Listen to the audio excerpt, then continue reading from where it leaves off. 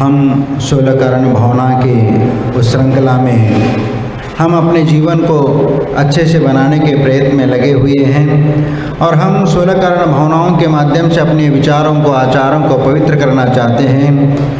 और हमारा प्रयास हमेशा ये है कि शेष जीवन को सही दिशा में ले जा कर के जीवन को सही दिशा देने की दृष्टि प्राप्त करना हमारा मुख्य उद्देश्य है, क्योंकि जीवन को सही दृष्टि को प्राप्त करना बहुत दुर्लभ होता है। इसलिए सही दृष्टि मिलने पर ही हमारा ज्ञान और हमारा आचरण वास्तविक ठीक हो सकता है। इसीलिए सही दृष्टि का नाम ही दृष्टि की निर्मलता है, क्योंकि हमें सही दृष्टि को प्राप्त करना है। जब सही दृष्टि प्राप्त होने के उपरांत भी हमारा कदम आगे बढ़ जाता है। इसलिए सही दृष्टि पाने के लिए सच्चे देव गुरु शास्त्र के हम शरण को हम स्वीकार कर लेते हैं और हमारे लिए वो आदर्श है, यही हमारे मार्गदर्शक है। इसीलिए हम सच्चे देव गुरु शास्त्र को माध्यम बना करके उनको अपने हितैषी समझ करके वीतरागी सर्वज्ञ और हितोपदेशी मान करके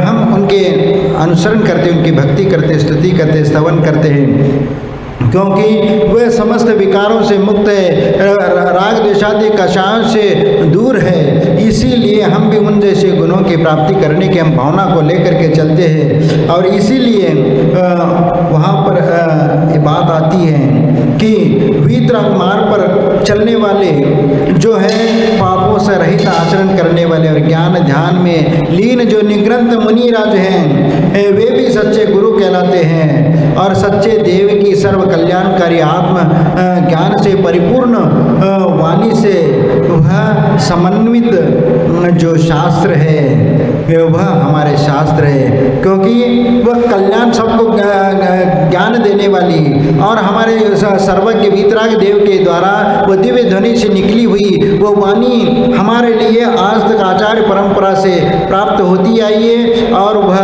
हमारे आचार्य की मेहनत और परिश्रम से उन्होंने लिपिबद्ध ग्रंथ की रचना की और उसका अध्ययन करते हुए हमने आत्मसात करने का प्रयत्न किया। और वही दृष्टि, वही समर्पण, वही श्रद्धा और सही दृष्टि में सही दृष्टिकोण से सही दृष्टिकोण देने वाली वह है। इसलिए सच्चे देव, सच्चे गुरु और सच्चे शास्त्री हमारे लिए पथ प्रदर्शन करने वाले हैं। इसीलिए सही दृष्टि में आत्मदृष्टि ही हमारा मुख्य उद्देश्य है। एक ऐसी दृष्टि हमें प्राप्त हो जाए जिसके द्वारा प्राणी मात्र के भीतर आत्म तत्व की मौजूदगी का भान हो सके और ऐसा भाव उत्पन्न हो कि अंतरंग में मैं अपने आत्म तत्व के विकास के साथ साथ जीवों के आत्म कल्याण के विकास में सहयोगी बनूं। इस प्रकार की भावना जब करते हैं तो इसको हम दर्शन विशुद्धि या निर्मल दृष्टि मान करके चलते हैं। और यही हमारी निर्मल दृष्टि ही दूसरी भावना के लिए प्रेरित करती है और दूसरी भावना है विनय संपन्नता। और विनय संपन्नता की ओर हम जब अग्रसर हो जाते हैं कि विनय के मायने और विनय की जो बात है, तो विनय का मतलब पूज्य पुरुषों के प्रति आदर सम्मान का भाव, उनकी सेवा शुश्रूषा और सत्कार का भाव, ये विनय कहलाता है। आचार्य भगवंत कहते हैं कि इंद्रियों पर विजय पाना, कषायों को जीतना और जिन्वानी के अनुकूल आचरण करना ही ये विनय संपन्नता है। इसलिए वास्तविक विनय तो यही वास्तविक विनय है। इसीलिए हम विनय के बारे में जब चर्चा करते हैं तो विनय के भी अनेक रूप है, क्योंकि शास्त्रों में कहा है कि संसार में विनय के अनेक रूप देखने को मिलते हैं। उसमें एक लौकिक विनय और दूसरा पारलौकिक विनय है। और इन दोनों विनयों से इन दोनों तरह की विनय है, लेकिन लौकिक विनय के 4 भेद है और पारमार्थिक विनय 5 प्रकार के हैं। इसलिए जब लौकिक विनय 4 प्रकार के हैं तो वो कौन कौन से हैं? एक तो लोकानुवृत्ति विनय, दूसरा अर्थ निमित्तक विनय, तीसरा विषय निमित्तक विनय और चौथा भय विषयक विनय। इसलिए यहाँ पर देश काल के अनुरूप धन संपत्ति आदि देना, अनुकूल वचन बोलना, अपनी सामर्थ्य व स्थिति के अनुसार स्थिति के अनुरूप लोक व्यवहार का निभाना, यानी आसन से उठ करके खड़े होना, हाथ जोड़ना, आसन देना और अतिथि का संविभाग करना, अतिथि का सत्कार करना आदि लोकानुवृत्ति विनय हैं। और लोकानुवृत्ति विनय है ये व्यवहार में चलने वाली जो क्रियाएं होती है उनमें ये सब विनय किया जाता है। अपने बड़ों के प्रति सम्मान, अपने बड़ों के प्रति विनय भक्ति आदि करते हुए और उनके दर्शन करना, उनके चरण छूना आदि ये जो क्रियाएं हैं ये सब लोकानुवृत्ति विनय कहलाता है। और दूसरा विनय अपने प्रयोजन की सिद्धि के लिए स्वार्थवश हाथ जोड़ना आदि अर्थ विषयक विनय कहलाता है। और ये उन्हें उस ओर ले जाता है, क्योंकि अर्थ उपार्जन की दृष्टि जहाँ पर रहती है तो वहाँ पर देख लेना कि यदि दुकान में यदि कोई ग्राहक आ जाता है तो उनके साथ कितनी अच्छी बात करते हैं। जब तक हमारा उद्देश्य सिद्ध नहीं होता तब तक हम परेशान होकर के भी उनके पसंद की सब चीज़ें उनको दिखाने का प्रयत्न करते। वो भले नहीं ले रहा है, सिर्फ निकालता जा रहा है, गुस्सा मन में आता है, लेकिन फिर भी वहाँ पर हम गुस्सा न दिखाते हुए वहाँ पर वह विनय दिखाते हैं, वह सम्मान उसको दिखाते हैं ताकि वह एक ना एक चीज़ कोई ना कोई खरीद ले और थोड़ा सा हमें अर्थ का लाभ हो। इस प्रयोजन के साथ वह हम काम करते हैं, तो इसीलिए वहाँ पर अर्थ प्रयोजन की दृष्टि होती है, इसलिए वह अर्थ विषयक विनय कहलाता है। भौतिक सुख के सुविधा और संसाधनों की पूर्ति और इंद्रिय सुखों की प्राप्ति के लिए की जाने वाली जो विनय है वह विषय निमित्तक विनय है। इसीलिए पंचेंद्रिय विषयों के सुखों की प्राप्ति के लिए जो हम विनय प्रदर्शित करते हैं वही विषय निमित्तक विनय कहलाता है। और फिर इसके उपरांत आता है भय विषयक विनय, यानी भय के वशीभूत होकर के दबाव में आ करके किसी के सामने झुकना, हाथ जोड़ना आदि विनय प्रदर्शित करना, ये भय विषयक विनय है। इस प्रकार ये विनय है। और यह चारों प्रकार की जो लौकिक विनय है ये सब संसार को बढ़ाने वाली है, इसलिए ये सांसारिक क्रियाओं को बढ़ाने वाली और अधिकांश जीव इसको धारण करते हैं। संसार से पार लगाने वाली जो विनय है वो पारलौकिक विनय है। पारलौकिक विनय ये विनय प्राप्त करना ये बहुत दुर्लभ होता है, क्योंकि ऐसे विरले पुरुष ही होते जो पारमार्थिक विनय को प्राप्त कर लेते हैं। रत्नत्रय और रत्नत्रयधारी या यथोचित सत्कार एवं सेवा शुश्रूषा, इंद्रिय विजय, कषायों का शमन और शास्त्रानुकाल प्रवृत्ति, यह है पारलौकिक विनय। क्योंकि रत्नत्रय और रत्नत्रय को धारण करने वाले उनके प्रति यथोचित सत्कार करना, विनय करना आदि ये पारलौकिक विनय है। ऐसी विनय मोक्ष मार्ग में आत्म विकास में सहयोगी बनती है। इसीलिए जिस गुरु के चरण में जा करके आप अपना विनय प्रदर्शित करते, अपना उनका बहुमान करते, सम्मान करते, तो निश्चित वह तुम्हारे लिए एक सन्मार्ग की ओर ले जाने का, वह पथ प्रदर्शन का, वह पथ दिखाने का काम करते हैं। इसीलिए वह पारमार्थिक विनय ये हमारे मोक्ष के अभ्युदय के लिए कारण है। इसलिए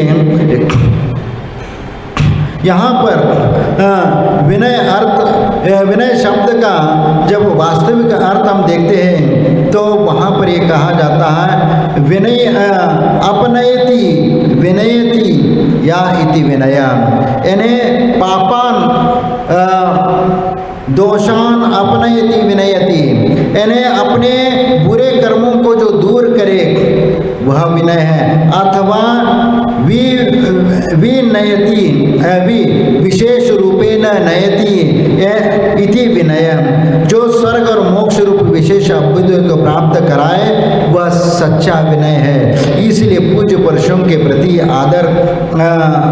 आदर करना, इंद्रिय विषयों में लुलुपता, शास्त्र के प्रतिकूल आचरण और तीव्र कषाय का भाव होना, ये सब बुरे कर्म माने जाते हैं। इसलिए इन बुरे कर्मों से हमें दूर रह करके हमें दुर्गुणों से बचने का काम करना है, यही सच्चा विनय है। इसलिए वह सम्माननीय और विनय योग्य उन पुरुषों के प्रति हमेशा आदर का भाव रखना, यह विनय संपन्नता कहलाता है। इसलिए विनय संपन्न व्यक्ति जीवन सदा सद्गुणों से युक्त रहता है। वे और ऊंचे उठ जाता है, क्योंकि जो विनय संपन्न व्यक्ति होता है उनके सद्गुणों के कारण वह एक समाज में एक प्रतिष्ठा का पात्र बन जाता है, वह गुणी व्यक्ति बन जाता है, एक सज्जन पुरुष बन जाता है। इसलिए यहाँ पर आचार्य महाराज कहते हैं कि ऊचैर ग्रोतम प्रणते। ऊचैर ग्रोतम प्रणते का मतलब यहाँ पर हम जितने झुकते हैं, विनयवान होते हैं, उतने ही हम ऊंचे उठते हैं। यानी विनय आदि करना ये उच्च गोत्र के लिए भी कारण है, क्योंकि अच्छे गुण में जन्म होता है, अच्छे गुणों की प्राप्ति होती है और वह अपने जीवन में ऊपर उठ जाता है। इसीलिए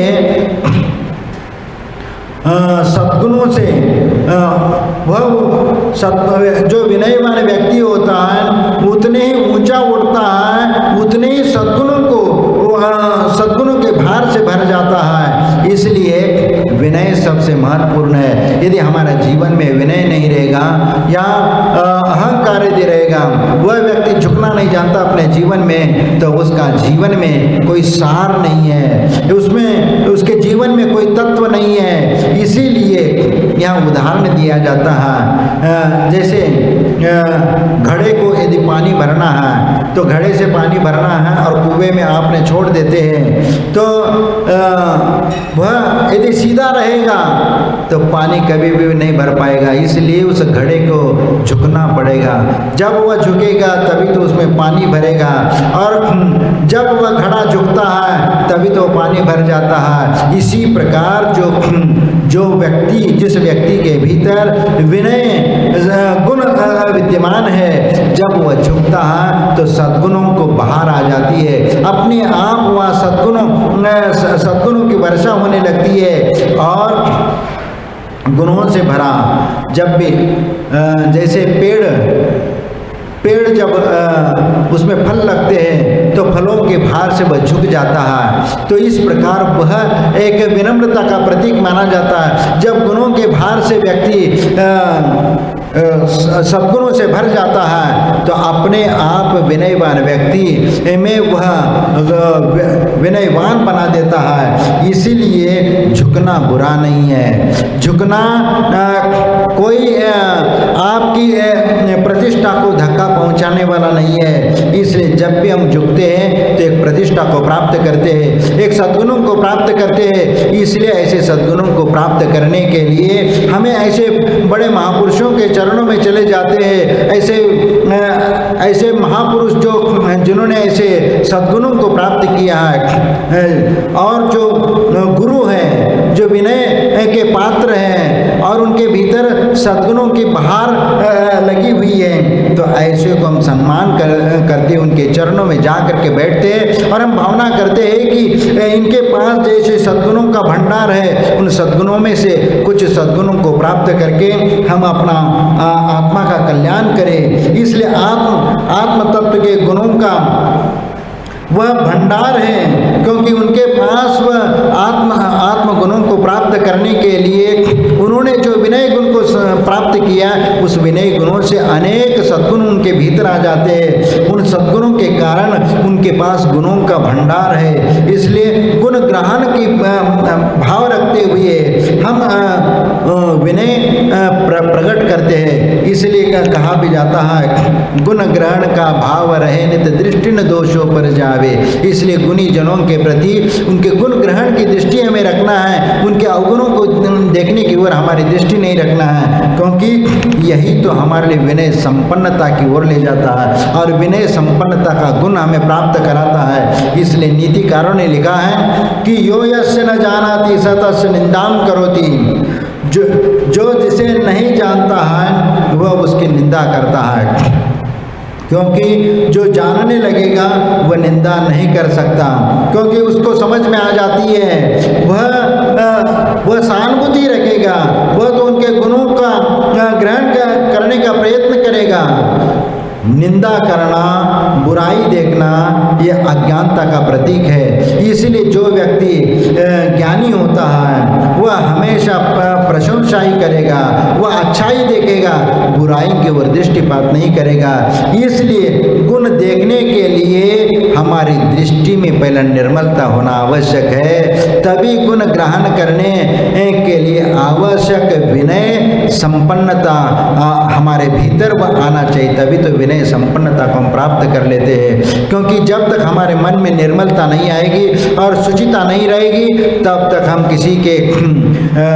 किसी के भीतर के गुणों को ग्रहण करने की दृष्टि नहीं आएगी। जब हमारी दृष्टि निर्मल हो जाएगी तो अपने आप अवगुण समाप्त हो जाएंगे, सामने वाले के भीतर अवगुण देखने की दृष्टि हमारी समाप्त हो जाएगी और गुणों को ग्रहण करने की दृष्टि प्राप्त हो जाएगी, और वही गुण हमारे लिए एक संस्कारित करती है, कुलीनता की ओर ले जाती है, यही एक आर्य यानी एक सभ्यता की ओर ले जाती है। अर्थात उत्तम कुल और उत्तम गुणों से युक्त मनुष्य जन्म ऐसा प्राप्त हो जाता है। क्योंकि विनय तो अरहंत संपदा की प्राप्ति है, क्योंकि अरहंत पद को प्राप्त करने के लिए ये विनय गुण ये एक अनंत संपदा है, इसीलिए हम उसको प्राप्त करने की चेष्टा करते हैं। क्योंकि जिनलिंग की प्राप्ति उसी विनय गुण से होती है, क्योंकि यह एक प्रारंभिक दशा है। प्रारंभिक दशा में ऐसे जिन मुद्राधारी के प्रति विनय गुण रखना और उनका साक्षात हम ऐसे गुणी व्यक्तियों के प्रति जब हम देखते हैं, ऐसे जिन मुद्राधारी को हम देखते हैं, तो हमारे भीतर में विनय अपने आप आ जाता है और हम वहाँ पर झुकने के प्रयत्न करते हैं और उनका सम्मान करते हुए हम उस मार्ग पर आरूढ़ हो जाते हैं। इसलिए जब भी ऐसा प्रसंग आता है तो ऐसे महापुरुषों को हम याद करते हैं, जिससे हमारे विनय गुण में वृद्धि होती जाए और उसमें बढ़ती जाए। असल में विनय के द्वारा हमारे शक्ति का केंद्रीकरण हो जाता है, हमारी ऊर्जा का अपव्यय नहीं होता, क्योंकि हम नष्ट होने से बच जाते हैं, क्योंकि हम अपने भीतर जाने का प्रयत्न करते हैं, उन गुणों को धारण करके हम अंतर अभिमुख हो जाते हैं, उस आत्म गुणों के प्राप्त करने की हम चेष्टा करते हैं। इसीलिए हमारा दृष्टिकोण हमेशा उसी ओर होता है कि उस विनय गुण हमेशा हमारे भीतर बना रहे, क्योंकि इसका एक फायदा भी बहुत सारे फायदा है। एक उदाहरण के माध्यम से मैं बताना चाहूँगा कि जैसे एक बांस का पेड़ है और एक वटवृक्ष का पेड़ है, इन दोनों में बहुत बड़ा अंतर होता है। जब बांस का पेड़ है तो उसको देखो तो जब आंधी तूफान आ जाती है या बाढ़ भी आ जाता है तो वह अपने आप अपने को झुका देता है और वह हवा के साथ झुक जाता है और उससे हवा जब निकल जाती है तो दोबारा वह खड़ा हो जाता है। लेकिन वटवृक्ष का पेड़ है, वह आंधी तूफान में भी वह खड़ा रह जाता है और बाढ़ यदि आ जाए तो बाढ़ में भी वह खड़ा रहता है, वह अपने अस्तित्व को वह खतरे में डाल देता है। क्योंकि जब आंधी तूफान जोर से आ जाएगी तो वटवृक्ष को भी उखाड़ करके वह फेंक देता है, क्योंकि जहाँ पर अहंकार है तो वह अहंकार का व्यक्ति वह गिरेगा ही। इसीलिए विनय गुण को धारण करना ये हमारे जीवन का एक अंग है, जो उसको प्राप्त करके हम अपना आत्मा का उद्धार कर लेते हैं। इसीलिए आंधी तूफान में भी नष्ट नहीं कर पाते, क्योंकि जो आंधी बांस का पेड़ वह आंधी तूफान में भी वह उखाड़ करके फेंक नहीं पाते। जैसे वह शांत हो जाएगा वह पुनः पूर्व स्थिति पर खड़ा हो जाएगा। इसी प्रकार वह विनय गुण से विभूषित व्यक्ति ऐसा ही होता है। यदि कोई कुछ भी कहे लेकिन वह उनकी नम्रता, उनकी विनयता ये देख करके सामने वाला व्यक्ति कुछ बोलने के पहले, कुछ कहने के पहले वह विचार करेगा कि यह व्यक्ति ऐसा है क्या नहीं है, इसमें अवगुण है क्या नहीं है, इस बारे में वो विचार करेगा और उसी प्रकार उसके साथ व्यवहार करेगा, जिससे ये विश्वास हो जाएगा कि ये एक सभ्य व्यक्ति है। तो सभ्य व्यक्ति के साथ कैसे व्यवहार करना चाहिए दूसरा व्यक्ति भी समझ लेता है और इस प्रकार हमें व्यवहार करना चाहिए। हम इन गुणों को धारण करने का प्रयत्न करना चाहिए, क्योंकि जब विनय गुण संपन्नता आती है तो गुणों के भार से वह अभिभूत हो जाता है। इसलिए उस व्यक्ति के प्रति एक आदर और सम्मान के भाव आ जाते हैं। एक दार्शनिक ने कन्फ्यूशियस ने कहा है कि एक बार वह चलते चलते रास्ते में एक व्यक्ति मिल जाता है और उसके साथ बात करते हुए कुछ बात वह सामने वाला व्यक्ति करता एक बार उन्होंने पूछ लिया कि झुकने से क्या होता है, झुकने से क्या होता है। जब उस व्यक्ति ने उस व्यक्ति से पूछा कि भैया झुकने से क्या होता है, झुकने से क्या होता है, उसका जवाब देने के पहले उसने सामने वाले व्यक्ति के सामने अपना मुंह खोल दिया और उसको दिखा दिया कि देख लो, मेरे मुंह को देख लो। और सामने वाला, भैया ये क्या दिखा रहा है, मैं क्या पूछ रहा हूँ और तुम तो अपना मुंह दिखाने लग गए। अरे भैया मैं वही तो दिखा रहा हूँ, तुम जो पूछना चाह रहे हो, तुम जो समझना चाहते हो उसी को मैं बताना चाह रहा हूँ, देख लो मेरे मुंह को। तो उनने कहा कि तुम्हारे मुंह में तो दांत ही नहीं है, दांत ही नहीं, मैं यही तो आपको बताना चाह रहा हूँ, लेकिन इसका क्या मतलब विनय से और इससे। उनने कहा कि मैं यही तो बता रहा हूँ, ये पहला बताओ कि इस मुंह में जो दांत है और जीभ है, इनमें सबसे पहला कौन पहला आया और कौन बाद में है। उनने कहा कि ये दांत तो बाद में आए लेकिन जीभ तो पहले से ही थी। तो भैया यही तो बात है कि दांत हमेशा कठोर रहा, वो कभी झुकना नहीं समझा, इसीलिए वह दांत पहले गिर गए, लेकिन जीभ पहले से थी, लेकिन वह जीभ में नम्रता थी, विनयता था, वह झुकना जानती थी, इसलिए वह अभी तक जिंदा है, अभी तक वह सुरक्षित है। इसीलिए विनय गुण जिसके भीतर आ जाता है तो वह विनय झुकना सिखाता है।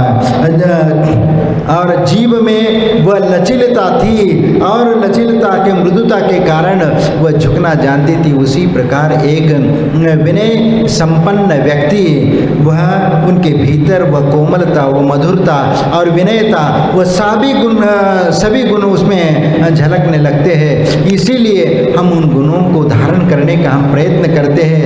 ऐसे विनय करने से कोई छोटा नहीं होता और विनय करने वाला हमेशा बड़ा माना जाता है। देखो, यदि मान लीजिए किसी दो के बीच झगड़ा है, लेकिन यदि मान लीजिए अपनी गलती मानने को यदि तैयार नहीं, ये भी मानने को तैयार नहीं, ये भी मानने को तैयार नहीं, लेकिन एक सज्जन पुरुष होता है, वह सोचता है कि यह अहंकार के कारण ही इसमें यह प्रवृत्ति है, मैं किसी के सामने नहीं झुकूंगा। जैसे रावण की दशा, क्योंकि वह राम के सामने वो झुकना नहीं चाहता था, क्योंकि उन्होंने सीता का अपहरण करके उन्होंने बहुत बड़ी गलती करी थी, लेकिन इसके बावजूद भी वह सीता को उन्हें हाथ नहीं लगाया था। वह उनकी एक धारणा थी, एक मानसिकता थी कि सीता को मैं अपने रूप जाल में या अपने प्रभाव से मैं उनको अपनी ओर आकर्षित करके उनको स्वीकार करने के लिए मान्य करूंगा,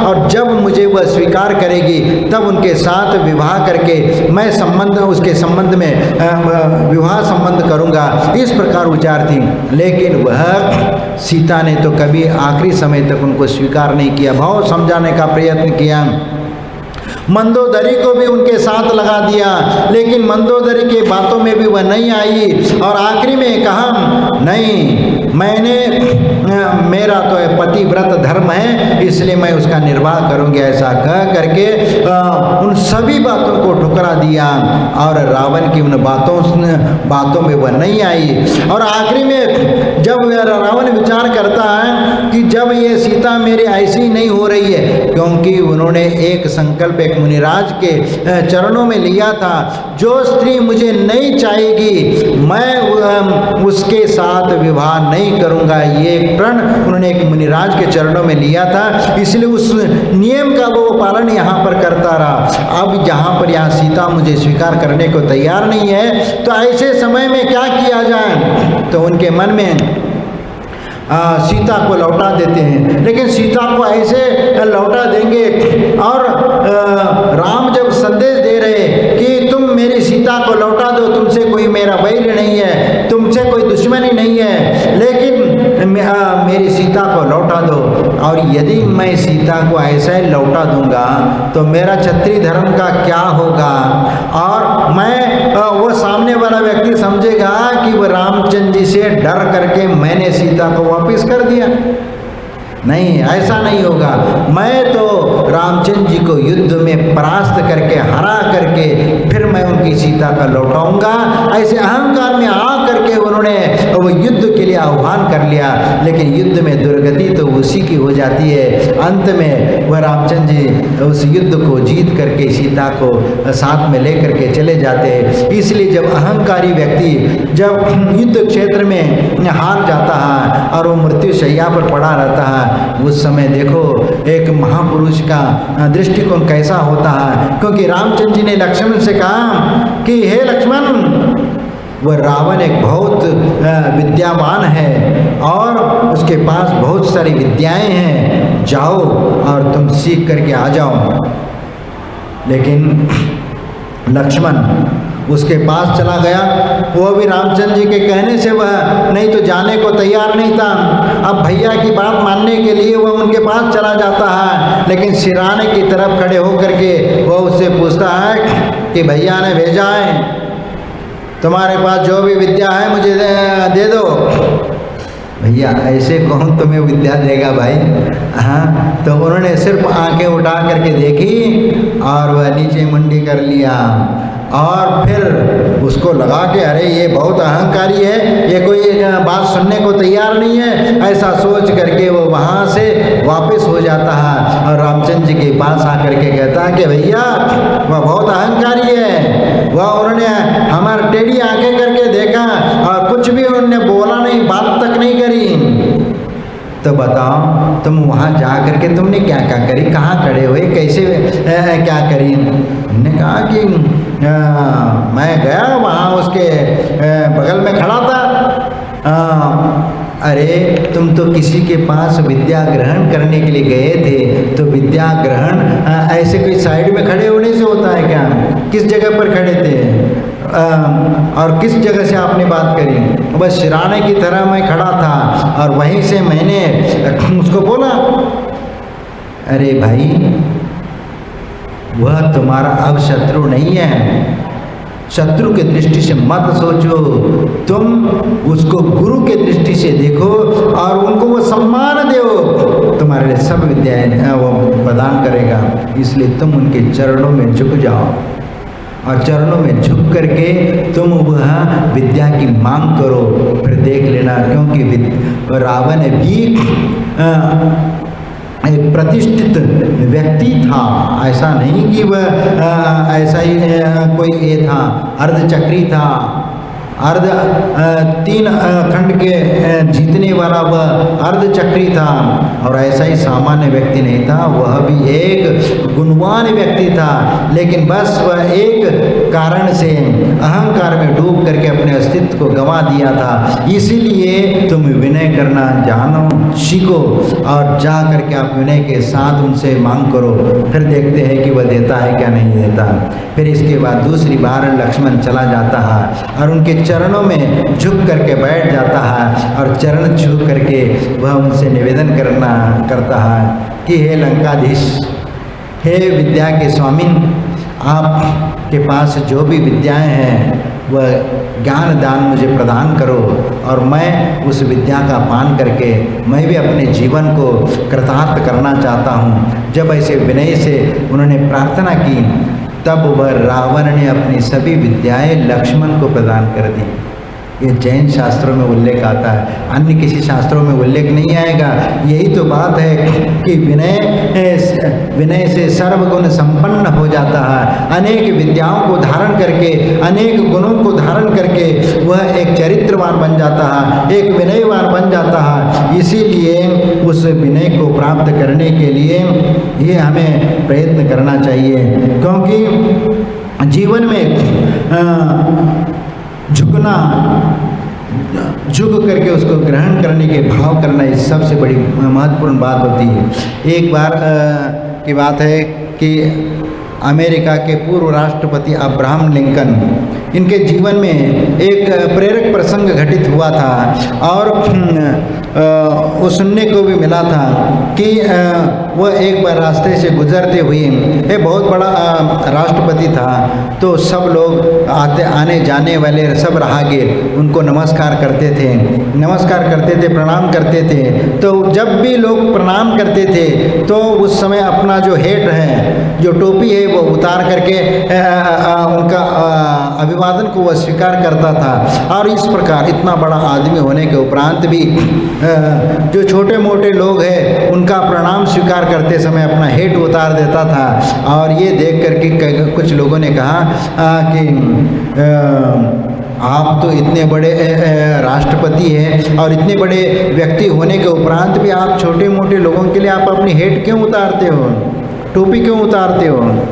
उनने कहा कि हेट उतार करके झुक कर प्रणाम का जवाब वह देते थे, और जो लोग साथ में चलते हुए देख करके वह बड़ा आश्चर्य हो जाता था उन लोगों को देखकर। और इस प्रकार का ये करते हुए तो उस समय अब्राहम लिंकन ने कहा कि भाई, व्यक्ति गुणों से महान बनता है और विनय भी तो एक गुण है। और क्या आप चाहते हैं कि मुझसे वह विनय गुण न हो? मुझसे वह विनय गुण न हो? मैं अगर आपकी दृष्टि में बड़ा और महान व्यक्ति हूँ तब मुझ में विनय गुण ज़्यादा होना चाहिए, क्योंकि जितना व्यक्ति बड़ा हो जाता है उतना वह विनयवान होता चला जाता है। इससे यह स्पष्ट होता है कि जो जितना विनयवान होता है उतना ही वह गुणवान और उतना ही वह महान व्यक्ति बन जाता है। इसीलिए मोक्ष मार्ग में आचार्य भगवंतों ने 5 प्रकार के विनय बताए हैं, और 5 प्रकार के विनय को धारण करने वाला वह व्यक्ति मोक्ष मार्गी बन जाता है, वह आत्मा का उद्धार करने वाला वह व्यक्ति बन जाता है। इसीलिए वह 5 प्रकार के विनय कौन से हैं? इसमें सबसे पहला दर्शन विनय, दूसरा ज्ञान विनय, तीसरा चारित्र विनय, चौथा तप विनय और 5वां उपचार विनय। ये 5 प्रकार के विनय, ये पारमार्थिक विनय है। और पारमार्थिक विनय करने वाला व्यक्ति इनको प्राप्त करके, इस विनय गुण को धारण करके वह सम्यक दर्शन के कारणभूत 9 देवताएं हैं, यानी अनंत सिद्ध आचार्य उपाध्याय और साधु, जिनबिंब, जिनालय, जिनवानी और जिनधर्म और सम्यक दर्शन। इस तरह ये 10 के प्रति श्रद्धा रखना, उनके गुणों के प्रति अनुराग रखना, इनकी पूजा अर्चना करना और उनको गुणों का स्मरण करना और इनको नमस्कार आदि करना और इसकी महिमा को प्रकट कराना, और इसको किसी के द्वारा ईर्ष्यावश इन पर कोई मिथ्या दोष लगा जाए तो उसे हटाना, इनकी कभी अभिनय न हो, ऐसे हमेशा प्रयत्न करना, यह होता निर्मल सम्यक दर्शन।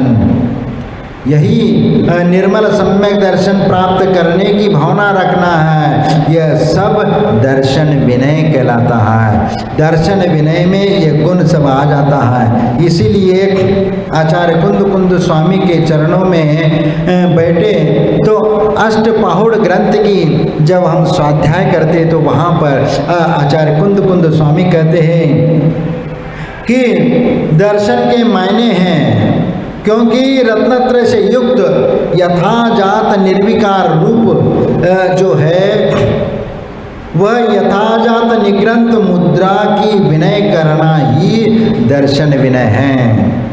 नहीं है तो हम लोग देखते हैं कि जिन मुद्राधारी को देख करके पहला हम विचार करते हैं कि इनका मैं नमस्ते करूं या ना करूं, क्योंकि आपके कुछ लोगों ने ऐसा सिखाया पढ़ाया है कि भैया इनकी छानबीन करो, इनमें वह सब गुण है क्या नहीं है, मुनि धर्म के गुण है क्या नहीं है, ये देख करके फिर नमस्ते कर लेना।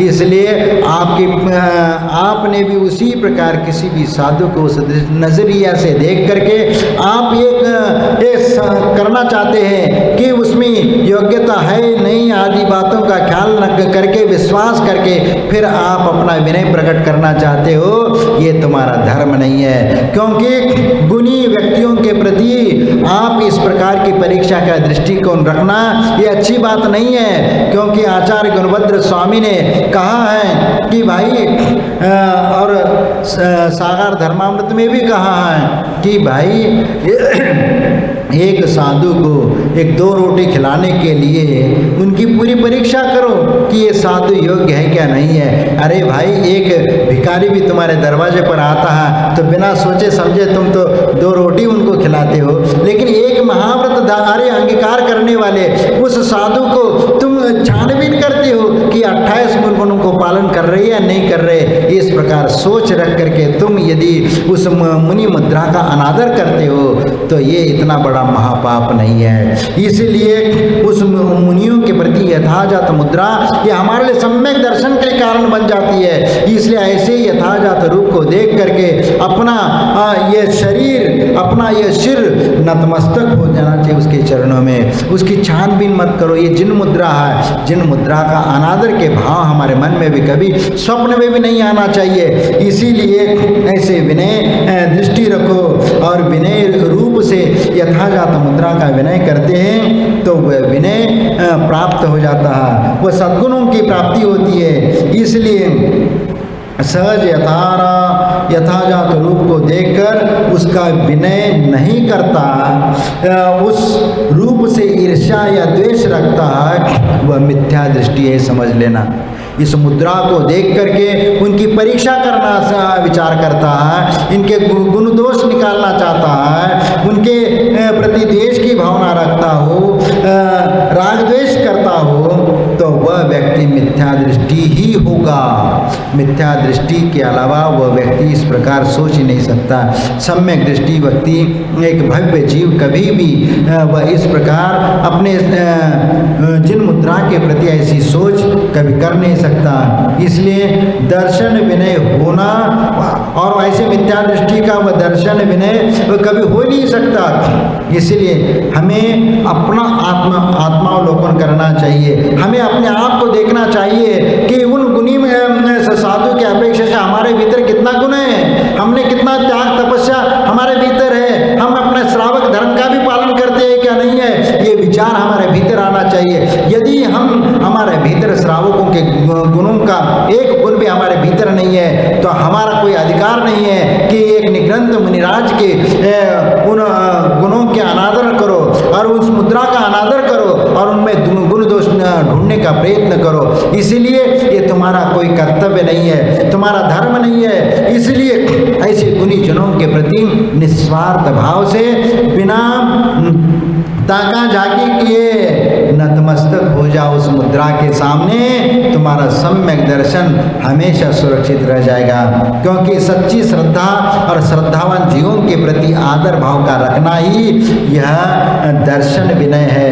इसलिए हमारे भीतर ये दर्शन विनय प्रकट तभी हो जाता है। इसलिए अब हम दर्शन विनय के बाद हम ज्ञान विनय के बारे में समझने का प्रयत्न करेंगे। क्योंकि दर्शन विनय तो ये हुआ गुणी जनों के प्रति यथार्थ मुद्रा को देख करके विनय करना, जो सम्यक दर्शन के लिए कारण है, यही तो दर्शन विनय है। और ये दर्शन विनय हमारे लिए मोक्ष मार्ग की प्रथम सीढ़ी है, इसलिए उसको अपनाना चाहिए।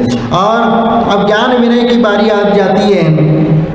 बहुत आदर के साथ मोक्ष के कारणभूत सम्यक ज्ञान को यथाशक्ति ग्रहण करना, निरंतर सम्यक ज्ञान का अभ्यास करना और उसका स्मरण करना ही ज्ञान विनय है।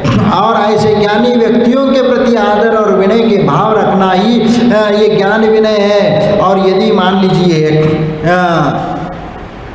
यदि कोई त्यागी तपस्वी है और एक बहुत चारित्रवान व्यक्ति है और एक ज्ञानवान व्यक्ति है और उसके पास चारित्र बाद में उनने ग्रहण कर लिया है और वो छोटा है, उस बड़े से भी उस वृद्ध से भी वह छोटा है, लेकिन ज्ञान के अपेक्षा से वह बहुत ज्ञानी है। तो ऐसे व्यक्ति के लिए भी आलस्य रहित होकर देश काल और भावों की शुद्धि पूर्वक उस सम्यक ज्ञान के प्रति श्रद्धा, सम्यक ज्ञान के उपकरण शास्त्र आदि के प्रति और सम्यक ज्ञान को धारण करने वाले ज्ञानवान पुरुषों के प्रति भक्ति भाव रखना, उनके अनुकूल आचरण करना, यही ज्ञान विनय है। इसीलिए ये कहते हैं कि यदि वह तप में अधिक हो, ये भी होता है क्योंकि एक वयोवृद्ध होता है, एक ज्ञान वृद्ध होता है, एक तपोवृद्ध होता है, एक चारित्र वृद्ध होता है। तो सब उसका मतलब ये नहीं कि जो वृद्ध का मतलब उसकी जिनकी 60-70 साल की उम्र हुई है वही वृद्ध कहलाता है। हो सकता है जो 60-70 साल तक तपस्या करते हुए उन्होंने चारित्र को, उत्कृष्ट चारित्र को अपना लिया है, ऐसा व्यक्ति जो चारित्रवान है उसके सामने यदि ज्ञानवान व्यक्ति, उन्होंने भी उस चारित्र को अंगीकार कर लिया है, उन्होंने भी मुनिव्रत को धारण कर लिया है, गुरुओं की दृष्टि से दोनों बराबर है, लेकिन वह आज का साधु है और वह पुराने साधु है। लेकिन वह आज का जो साधु है वह अधिक ज्ञानी है, अधिक ज्ञान उसके पास है, तो वह अधिक उम्र वाला भी वह ज्ञान के अपेक्षा से ज्ञान वृद्ध की वह उपासना करना चाहेगा, उनके गुणों का आदर करेगा, क्योंकि उसके पास जो ज्ञान है वह मेरे पास नहीं है। इसलिए जो बड़ा व्यक्ति होता है, जो चारित्र वाला होता है और अधिक समय तक जिनने साधना की है, तो उसकी ज्ञान की वह प्रशंसा करता है और उसके पास जो ज्ञान है उसको अर्जन करने के लिए वह विनय भक्ति भी वह कर लेगा। इसलिए ऐसे ज्ञानी व्यक्ति का विनय और सम्मान करते रहना चाहिए, जो उसके अंतरंग विशुद्धि को वो बढ़ा देता है। इसीलिए सम्यक ज्ञान को धारण करने वाले ज्ञानी पुरुषों के प्रति इस प्रकार के भक्ति भाव का रखना, उसके अनुकूल आचरण करना, यही तो ज्ञान विनय है और उसी ज्ञान विनय को प्राप्त करना है। क्योंकि वास्तव में हमें शास्त्र के प्रति आदर भाव रखते हुए उनमें कही हुई जो बातें हैं, हमारे आचार्य और भगवंतों ने जो उस शास्त्रों में कथन किया है, मोक्ष मार्ग का जो निरूपण किया है, उसका हम अध्ययन करके उसका चिंतन करते हुए उसको अपने न्याय नीति पूर्वक उसमें प्रवृत्ति करने का प्रयत्न करना चाहिए। तभी तो ज्ञान विनय हमारे भीतर आएगा। अन्यथा हम उस ज्ञान का अनादर करते हुए वह आचार्य भगवंतों के द्वारा लिखे हुए और उपदेश दिए हुए ग्रंथों को प्रति हम विनय और सद्भावना यदि नहीं रहेगी और उनके उन ज्ञान का सम्मान करते हुए उनको आत्मसात करते हुए और न्याय नीति पूर्वक यदि हमारा आचरण और व्यवहार नहीं होगा तो वह ज्ञान विनय कैसे प्राप्त कर सकता है। इसलिए ज्ञान विनय प्राप्त करने के लिए इन सब गुणों का हमारे भीतर होना आवश्यक है। इसीलिए आचार्य भगवंत कहते हैं कि चारित्र वृद्ध से ज्ञान वृद्ध को क्योंकि चारित्र और तप के अधिक न होते हुए भी ज्ञानवान सम्यक ज्ञान रूपी गुण से ज्येष्ठ होने के कारण श्रुत ज्ञान की विनय के उद्देश्य से ज्ञानवान पुरुष विनय के योग्य है। क्योंकि श्रुत ज्ञान की विनय के उद्देश्य से, क्योंकि उसके पास जो ज्ञान है उस ज्ञान के कारण वह विनय का पात्र है, इसीलिए वो ज्ञानी पुरुष के प्रति अधिक विनय किया जाता है। चारित्र गुण के अधिक होते हुए भी ज्ञानादि गुण की वृद्धि के लिए बहुश्रुत ज्ञान के पास वंदना आदि क्रिया की जाती है, इसीलिए तो वहाँ पर कोई दोष नहीं है। क्योंकि बहुश्रुत ज्ञान प्राप्त करने के लिए, क्योंकि वह ज्ञान जो आत्म कल्याण के लिए कारण है, ऐसा ज्ञान अर्जित करने के लिए सामने वाले व्यक्ति से आप विनय करते हैं, भक्ति करते हैं, तो वह और अच्छे मन से वह आपको वह ज्ञान दान देगा और रुचिपूर्वक दान दे करके वह तुम्हारे मार्ग को प्रशस्त करेगा। इसलिए हमें उस प्रसंग को भी याद करना चाहिए। एक बार की बात है कि आचार्य ज्ञान सागर जी महाराज और जो अपने गुरु दादा हैं, दादा गुरु है, तो वह एक बार आचार्य धर्म सागर जी महाराज से उनका दोनों का मिलन हुआ और एक ही मंच पे उनका समागम हुआ था और वहाँ पर दोनों को वहाँ मंच पर विराजमान होना था, तो वहाँ पर एक सिंहासन रखा था। अब दोनों के सामने एक विषय प्रसंग आया, क्योंकि ये ज्ञान सागर जी इन्होंने इनके पास तो ज्ञान वैसे तो पुराने पंडित थे और ज्ञान और साधु संघों में इन्होंने संघों को पढ़ाया था और धर्म सागर के संघ में भी उन्होंने वहाँ वीर सागर जी के शिव सागर जी के संघ में इन्होंने अध्ययन भी वहाँ पर कराया था और पूरे संघ को उनने अध्ययन कराया था। और वह धर्म सागर जी ये तो एक अच्छे साधक थे, एक गुणवान व्यक्ति थे, चारित्रवान थे। मतलब दोनों के सामने ये बात आई तो दोनों सिंहासन पर बैठने के लिए तैयार नहीं थे। वह कहते कि तुम बैठ जाओ, वह कहते कि नहीं तुम बैठ जाओ। अब दोनों एक दूसरे ये कर रहे हैं, लेकिन फिर ऐसा कैसे चलेगा? एक सिंहासन है, अब एक सिंहासन पे अब एक व्यक्ति बैठे जो वो भी गुणी हैं और वो भी गुणी है। अब दोनों के सामने समस्या। उनने कहा धर्म सागर महाराज जी ने, फिर वो ज्ञान सागर जी तो बाद के थे, ज्ञान सागर जी तो बाद में बने हुए थे, लेकिन ज्ञान के दृष्टि से वह अधिक ज्ञानी थे, इसलिए उन्होंने कहा कि चलो ये सिंहासन हटाओ और दोनों एक बराबर जैसे पाटे पर बैठेंगे और दोनों बराबर वाले पाटे पर बैठ करके ही वहाँ पर उपदेश दिया। ये होता है ज्ञान विनय और ये होता है ये विनय, जो एक गुणों के प्रति एक विनय भाव की दृष्टि रखना और गुणों का सम्मान करना, ये विनय भाव को प्रकट कराता है। क्योंकि उस गुणी के प्रति उस गुण के प्रति वह बहुमान दर्शाता है। इसीलिए ये ज्ञान विनय, ज्ञान का विनय करना ये सबसे महत्वपूर्ण बात है। और इसके बाद आता है चारित्र विनय। चारित्र विनय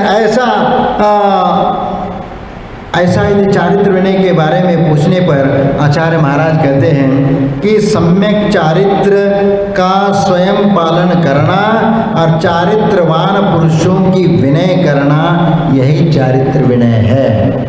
अब पुराण ग्रंथों में महान आत्माओं ने तीर्थंकर आदि के उत्कृष्ट चरित्र का वर्णन सुन करके हम तो रोमांचित हो जाते हैं। उनके प्रति अंतरंग श्रद्धा भक्ति प्रकट करने की भावना हम रखते हैं। ये सब चारित्र विनय का ही विनय ही कहलाता है। इसलिए ऐसे चारित्र विनय को जो महान घोर घोर तप करने वाले, ऐसे जो मुनिराज होते हैं घोर तप करने वाले, क्योंकि ऐसे तपस्या करने वाले वो घोर तपस्वी मुनिराज होते हैं जो अपने जीवन काल में इतने उपवास करते, घोर घोर तप करते हैं। घोर घोर तप करने वाले साधुओं में उन साधुओं का भी आते हैं जो दीक्षा लेने के बाद से वह ऐसी तपस्या शुरू करते हैं कि एक आहार एक उपवास, फिर एक आहार दो उपवास, फिर एक आहार तीन उपवास, फिर एक आहार चार उपवास, फिर एक आहार 5 उपवास, ऐसे करते करते अपने जीवन काल तक वह इस प्रकार बढ़ाते चले जाते हैं। ऐसे घोर तप करने वाले जो मुनिराज होते हैं वो घोर तप करने वाले साधक कहलाते हैं। उनकी चर्या शरद ऋतु के समान निर्मल पवित्र होती है, किसी प्रकार का उनके चर्या में दोष नहीं होता। तो फिर उनकी शारीरिक क्षमता कैसी वह उनकी बनी रहती है, क्योंकि आधी जिंदगी तो उनके उपवास में ही चली जाती है। क्योंकि जब वह यदि उनके पूर्व कोटि की आयु है, पूर्व कोटि में आयु में उपवास करते करते जाएंगे तो आप विचार करो एक आहार में वह आधी जिंदगी उपवास में कैसे रहेंगे, शरीर की कैसी स्थिति। क्योंकि ऐसे घोर तप करने वालों के लिए एक ऐसी रिद्धि प्राप्त हो जाती है जिससे शारीरिक जो क्षमता है वह वर्गणाएं हैं, जो नौकर्म वर्गणाएं वह अपने आप उनको शरीर को प्राप्त हो जाती है। नौकर्म वर्गणा क्योंकि जैसे आहार वर्गणाएं जो होती है 6 प्रकार के आहार है, 6 प्रकार के आहार में एक नौकर्म वर्गणाएं होती है। नौकर्म वर्गणा आहार में एक कर्माहार, एक नौकर्माहार, एक कवलाहार, एक लेपाहार, एक ओजाहार, ऐसे 6 प्रकार के आहार होते हैं। उनमें नौकर्म आहार, एक कर्माहार ये तो नारकियों के लिए होता है क्योंकि कर्मों का फल भोगना ही उनका वह आहार माना जाता है। लेकिन नौकर्म आहार जो तीर्थंकर जैसे जो महान रिद्धि संपन्न केवल ज्ञान के बाद उनका आहार नहीं होता, केवल ज्ञान होने के उपरांत शरीर की स्थिति उनकी ज्यों की त्यों बनी रहती है, वह सिर्फ नौकर्म वर्गणा के कारण होती है। क्योंकि वह कवला आहार तो ग्रहण नहीं करते, लेकिन नौकर्म आहार से वह शरीर वर्गणाएं उनको शरीर को प्राप्त हो जाती है, तो शरीर की स्थिति ज्यों की त्यों बनी होती है।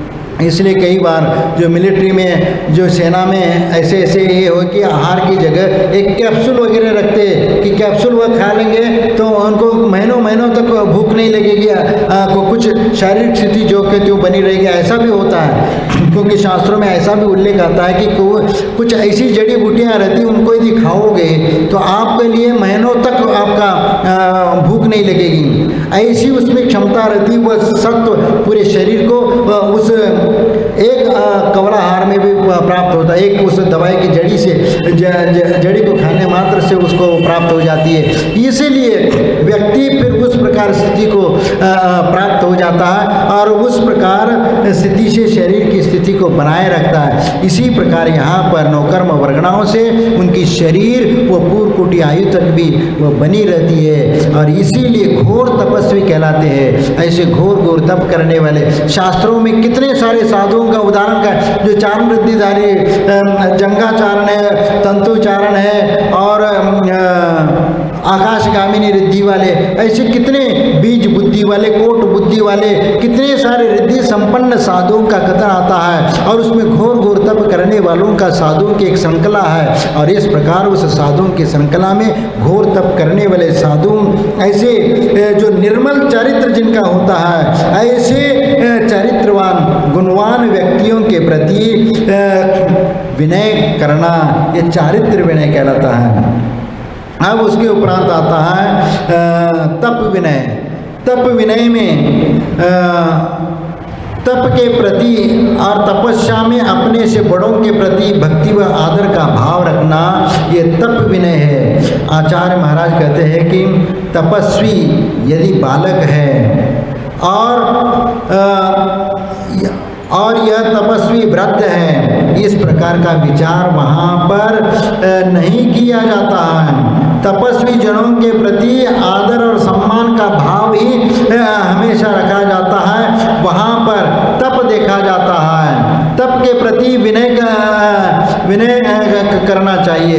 जो तपस्या में अपने से छोटे हैं उनकी अवहेलना या अनादर नहीं करना चाहिए, उनका अनादर का भाव मन में भी नहीं लाना चाहिए, क्योंकि यही तो तप विनय है और तप विनय के अंतर्गत ये गुण आता है। इसलिए घर परिवार में आस पास पड़ोस में या समाज में कोई विवेक पूर्वक कर्म निर्जना की भावना से उपवास आदि तप करता है तो उसकी प्रशंसा करना, भले ही वह अपने से छोटा हो क्यों न हो, लेकिन मैंने यह गुण अपने आचार्य महाराज से, आचार्य महाराज में भी ये गुण हमने देखा है जब कभी, क्योंकि हमने स्वयं उस बात को देखा है, क्योंकि आचार्य परमेष्ठी भी जब ऐसे साधक तपस्वियों को देखते हैं तो उस समय वह भी उसकी प्रशंसा करते हैं और वह भी उनका सम्मान करते हैं। क्योंकि एक बार की मुक्तागिरी में हमने एक प्रतिमा योग धारण किया था और प्रतिमा योग धारण में एक ही स्थान पर दिन रात बैठना, वहाँ सोने का कोई ये नहीं होता, सोने का कोई सवाल ही नहीं है, जो खड़े खड़े साधना करनी होती है और बैठ कर के भी थोड़ा कुछ समय के लिए बैठ लेते थे। तो वहाँ पर 3 दिन तक यानी लगभग 84 घंटे एक स्थान पर बैठ करके हमने साधना की थी। तो उस समय आचार्य महाराज एक बार वो देखने के लिए आए, कहीं गर्मी वगैरह बढ़ जाए, ये हो जाए, तो एक बार वो शाम के समय देखने आए कि कैसे क्या कर रहे हैं। वह भले ही हमें आवास भी न हो इस ढंग से, वह देख करके दूर से चले गए, लेकिन थोड़ा मालूम पड़ा कि कोई तो आ गए थे। तो ये होता है गुरुओं के प्रति। उसके बाद जब हम उनसे मिलने के लिए गए 2 उपवास के बाद, एक बार बढ़ाने के लिए गए, तो उस समय जब हम कहा कि महाराज हम और एक उपवास करना चाहते हैं, आप उसके लिए आशीर्वाद दें। तो फिर उनने पूछा कि कैसे, क्या कोई दिक्कत तो नहीं है, गर्मी तो नहीं बढ़ रही है या और, क्योंकि क्या एक स्थान पर बैठने से और एक ही स्थान पर खड़े होकर के साधना करने से कहीं उपवास के कारण और गर्मी न बढ़ी, तो ऐसा कोई दिक्कत तो नहीं है। हमने कहा कि नहीं है, यही होता है ये विनय, क्योंकि गुरु भी अपने शिष्यों के प्रति भी वह सम्मान उनको देते हैं, वह विनय करते हैं। क्योंकि आज जो त्याग और तपस्या में इतनी साधना मैं कर सका हूँ, ये गुरु का आशीर्वाद है कि जिसके कारण इस प्रकार के कठोर साधना भी मैं कर सका। क्योंकि 3-3 दिन तक, इसके अलावा भी 2-2 उपवास भी ऐसे प्रतिमा योग के साथ कई जगह किया, रामटेक में, नैनागिरी में, सब। तो वह एक उन्होंने कभी इसका साधना के लिए ये नहीं किया, क्योंकि हमेशा प्रोत्साहन किया और आगे बढ़ने का उन्होंने आशीर्वाद दिया। इसके कारण ही आज हम इस प्रकार की साधना करने में सक्षम हो जाते।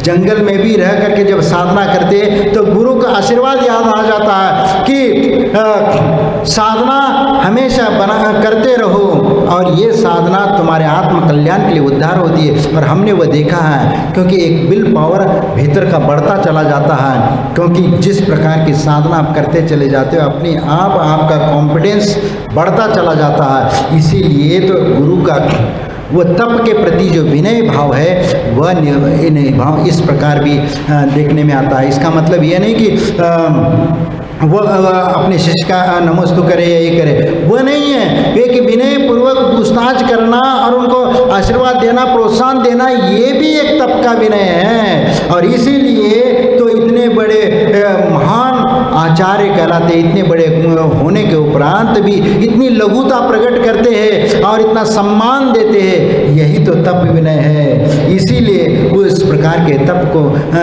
धारण करके बड़े बड़े और जो जन्म जन्मांतर के पाप की भी निर्जरा, उन कर्मों के भी निर्जरा कर लेते हैं। इसीलिए तो ऐसे गुणी आचार्य परमेष्ठी की वर भी इसलिए सब नतमस्तक हो जाते हैं कि इनकी वह सरलता और उनकी वह साधना और तपस्या उनकी कितनी बड़ी है और शिष्यों को भी कितना वह ये करते हैं। तो इन सब बातों को ध्यान करते हुए ही ये तप विनय बताया है। इसीलिए फिर इसके उपरांत आता है उपचार विनय।